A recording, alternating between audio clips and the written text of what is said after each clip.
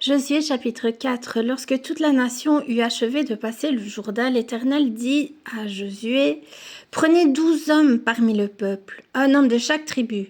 Donnez-leur cet ordre, enlevez d'ici, du milieu du Jourdain, de la place où les sacrificateurs se sont arrêtés de pied ferme, 12 pierres, que vous emporterez avec vous, et que vous déposerez dans le lieu où vous passerez cette nuit. » Josué appela les 12 hommes qu'il choisit parmi les enfants d'Israël, un homme de chaque tribu.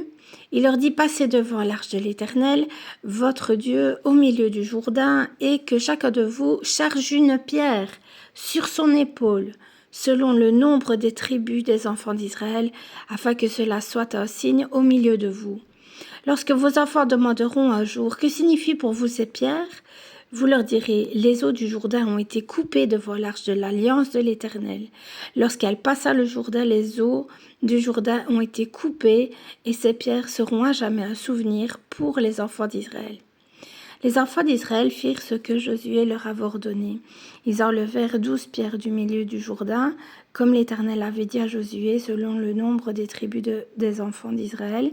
Ils les emportèrent avec eux et les déposèrent dans le lieu où ils devaient passer la nuit. Josué dressa aussi 12 pierres au milieu du Jourdain, à la place où s'étaient arrêtés les pieds des sacrificateurs qui portaient l'arche de l'Alliance, et elles y sont restées jusqu'à ce jour. Les sacrificateurs qui portaient l'arche se tinrent au milieu du Jourdain jusqu'à l'entière exécution de ce que l'Éternel avait ordonné à Josué de dire au peuple, selon tout ce que Moïse avait prescrit à Josué, et le peuple se hâta de passer. Lorsque tout le peuple eut achevé de passer, l'arche de l'Éternel et les sacrificateurs passèrent devant le peuple. Les fils de Ruben, les fils de Gad et la demi-tribu de Manassé passèrent en armes devant les enfants d'Israël, comme Moïse le leur avait dit. Environ 40 000 hommes équipés pour la guerre et prêts à combattre passèrent devant l'Éternel dans les plaines de Jéricho. En ce jour-là, l'Éternel éleva Josué aux yeux de tout Israël, et ils le craignirent comme ils avaient craint Moïse tous les jours de sa vie. L'Éternel dit à Josué, « Ordonne aux sacrificateurs qui portent l'arche du témoignage de sortir du Jourdain. » Et Josué donna cet ordre aux sacrificateurs, « Sortez du Jourdain !» Lorsque les sacrificateurs qui portaient l'arche de l'alliance de l'Éternel furent sortis du milieu du Jourdain, et que la plante de leurs pieds se posa sur le sec, les eaux du Jourdain retournèrent à leur place et se répandirent comme auparavant sur tous ses bords. Le peuple sortit du Jourdain le 10e jour du 1er mois, et il campa à Gilgal, à l'extrémité orientale de Jéricho.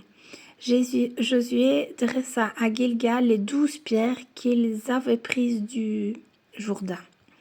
Il dit aux enfants d'Israël, « Lorsque vos enfants demanderont un jour à leur père que signifient ces pierres, vous en instruirez vos enfants et vous direz, « Israël a passé ce Jourdain à sec, car l'Éternel votre Dieu a mis à sec devant vous les eaux du Jourdain jusqu'à ce que vous eussiez passé, comme l'Éternel votre Dieu l'avait fait à la mer Rouge, qu'il mit à sec devant nous jusqu'à ce que nous eussions passé, afin que tous les peuples de la terre sachent que la main de l'Éternel est puissante, et afin que vous ayez toujours la crainte de l'Éternel, votre Dieu. »